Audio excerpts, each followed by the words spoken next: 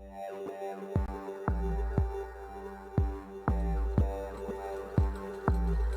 are operating on a frequency of 52 megacycles by authority of the Federal Communications Commission. A test program follows.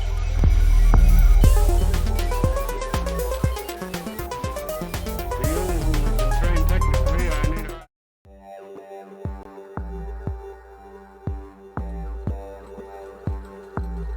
We are operating on a frequency of 52 megacycles by authority of the Federal Communications Commission. A test program follows.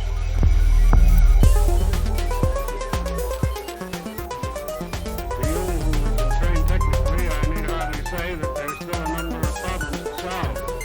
I guess you know them as well as anybody knows.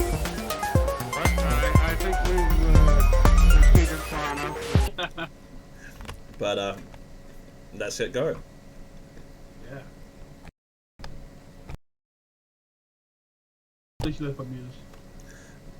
So, just realised I should probably share with Brett the decks so he can see it in real time. That's a very good point. So, But unfortunately, the opposition team do not have a logo. But ABR in Archon will have brought Dr. Vinay Amelia, and we've got Infiltrator Icarus Oakfather. It's an interesting matchup, to say the least. Both players playing very good disc. Infiltrator having the Soul Snatcher Obsidian Forge combination seems very powerful. Anything that immediately catches up to you there, Chris? well, I'm always liking the E on the Fringe deck, but that seems a bit weird with Obsidian Forge. But it doesn't. There's a lot of creatures there to let someone use an Obsidian Forge deck. This is for the Forge Recorders on the left. But I'm more looking at the Buzzle and the Red Alert, Stomp, the amount of cards that the amount of creature control that's in ABR's deck, and then I'm looking at that Soul Snatcher and going, if that Quicksilver doesn't come down soon, and these guys can get the creatures down and force ABR to have to deal with them, it could be a big issue. it's definitely. You've got a lot of cards you need to get rid of there. You've got Malison, Double Daughter, Double Babbling Bimbophile.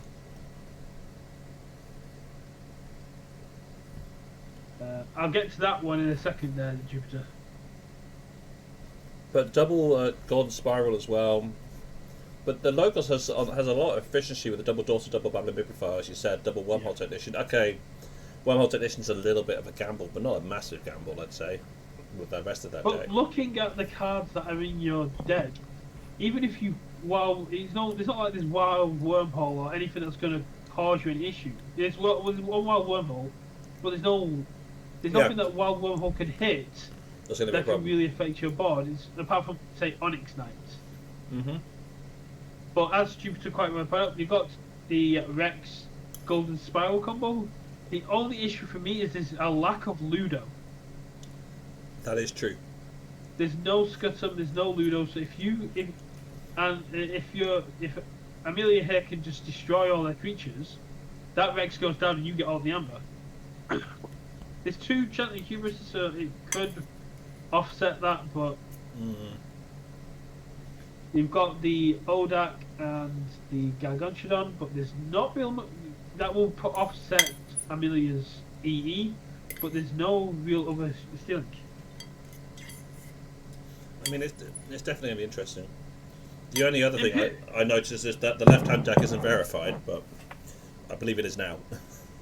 Imperium is pretty solid, but it doesn't stop Sinus Rex because it destroys the ward, then it destroys Rex again because Rex, there's still no creature on the other side. It looks to be quite a strong one. The Quadricorner in Amelia is quite good. Both have got very similar amber control efficiency, amber generation, but Amelia has got a lot better raw amber. That's a valid point. The whole point is you can't get in a massively powerful deck I think the point I'm trying to make here, the captain, is I think these are two fairly powerful decks. Well, you can go down the line that a few teams have gone down, which is a case of just bring 3 overpowered decks, except that you're going to lose reversal but aim to win the other 2 games. Because if you win all 6 of your matchups, then, okay, cool, you've done it. If you win all of them, you're going to. These are both solid choices for Archon. It's going to be quite interesting to see what's in the reversal and the shot adaptive side of things. Both have got very similar win rates at OP as well. I mean, the way I would look at this... What's that?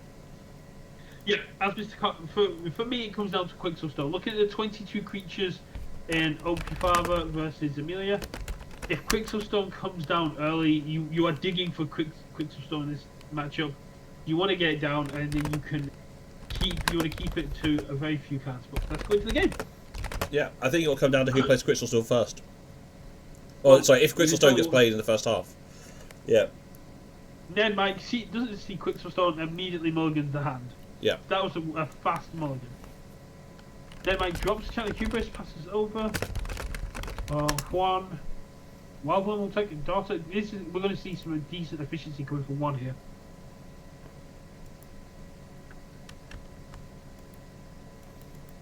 Captain, yeah, it's true you might want to take a chance of reversal, but there are certain teams that don't see, that can sometimes not pick your strongest deck for reversal, and would rather put it into shot adaptive to force you into a chain battle bid.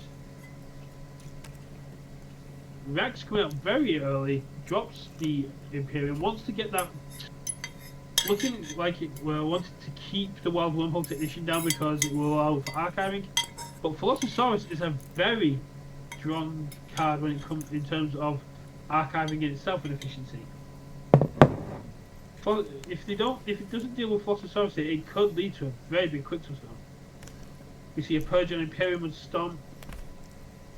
Malison could be a huge issue here. Exhume brings back the Daughter. Efficiency comes back again. Is he going to get rid of Malison or is he going to keep it? Nah, leaves it for now. Yeah, you want to keep hold of Malison because you can. I love Malison. Malison is one of my favourite World Sky cards. Discard from Spectre. Discard from Misery Exploiter. Now that to me seems like a bit of a miscalculation, because there are no other cards. There was no other cards in the discard other than Inspector. So Ned makes the discard purchase his own Inspector because he didn't draining touch the Malison first. Yeah. But in a very strong position. Well, then there's a lot of logos coming down now, so... There's a lot of logos coming down, but Ned Mike is still ahead on Amber. Quadricorder, when there's a warded up Rex, seems very powerful. Comes off the Kirby with no non-style lines actions in hand, but he has got Archive. But look at the diss from the Argentinians at the top. Oh yeah, that diss is absolutely... So now he's got the Soul Snatcher, Obsidian Forge combination. That is just a key on a stick. So what happens when you use Obsidian Forge when you got 2 warded creatures? It doesn't count. Yeah, that's what I thought. It has to be destroyed. So Juan here saying, you can steal from me, I can steal from you. So plays Inferno, fights. Made the mistake of discarding Binding Irons, but purging Binding Irons, but couldn't do anything because Odek was still down. That has cost Juan only a single Amber. But it's plays Inspector rather than discarding. Well, could have gone for the steal there, but I guess that kind of makes sense. The Obsidian Forge with Soul Snatcher here that's tasty. The Onyx Knight Soul Snatcher could have been very good there, but it would have put Ned Mike on the key and would have only netted Juan 2 Amber, which isn't the greatest. Tachyon Pulse destroying both Soul Snatcher and Obsidian Forge, but it looks like a slight misplay from Ned Mike, killing 2 creatures first, putting 1 onto 7, still not enough to forge thanks to the Quadricorder on the Rex.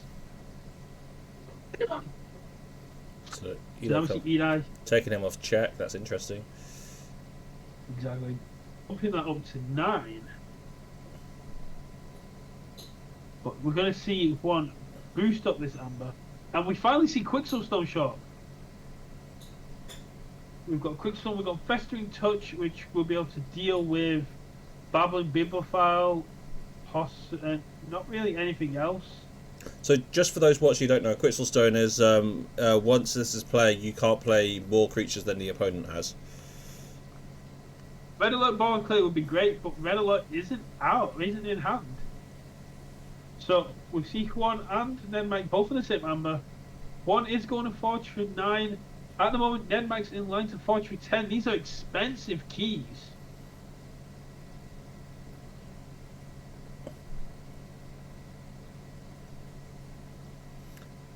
Using Buzzword to pop the elusive, then using both inspectors to take out Kirby, purging 2 cards from in hand. But if I'm Nedmike, I'm okay with you purging these cards in my hand because they aren't Red Alert. I'm digging for. Oh, in the archives, we see a Call of Subordination. That could be very tasty. Juan has got a very nice Saurian board set up here, but isn't going to be able to play any of these creatures. Golden Spiral Rex against these small creatures is going to be quite good. Imperium's going to ward Rex back up. I would go Logos this turn just because the number of creatures down and the 2 cards in hand they can both be played. Yeah. Oh, that's what he's doing, yeah. Though it's a shame with that archive as well. I mean, oh, that's interesting. So he's got the board size down, so no more creatures can be on the opponent's side coming out. No. Oh, now it can. Yeah, okay. Wild Wormhole comes down. Control. You kind of had to after that tribute onto Strix. So we're talking 5 Ember apiece. What did Wild Wormhole go into? Goes into Hubris. No. Yeah, did it go into Shadow Hubris, moving Amber onto E Fringes? Yes. That's so a hell of a with no disarchive. Saurian cards in hand, went Saurian, discarded Odog, does not want to give Juan the opportunity to play too much, because look at this Saurian hand for one, but he can only play one of these creatures, everything else will be discarded. That is huge. If only there was an auto encoder on, that'd be delicious value right now. Oh god, yeah. So we see Feral Centaurian has been warded, which means we see Rex fight. Then we're going to see Spiral ready. We're going to use Feral Centaurian to fight again. Then we're going to use this Spiral on Feral Centaurian to capture a third time, not using Rex to ready everything. Playing very conservatively with the Rex. So you're on check now, 1 over the Amber. Second key's forged for ABR. Not controlling the board, but he can play a lot of creatures. Yeah. And Red Alert's there as well. Which he didn't play. No, but he hasn't got any Saurian to play, so can't increase the key cost. So at this point, he's just looking to get on check for the final key. Because as we can see, it's going to be very hard for Juan to bring this back. Purges the Rex, purges the officer, the purges Warhammer Technician, has got it down so you can play Furnace to get Nedmike off check. Now, don't get me wrong, he's now a bit more stuck with that entire hand on Death's Hand. Yeah. Oh! I don't even think he plays any creatures here. I think he just plays all the actions, discards everything, because with the current board state, there is no way Juan can reduce the Amber back down. No. Especially from this curtain tall as it just rises up. Doesn't even play Furnace. Because you want 2 Amber, you can have 2 Amber, Juan.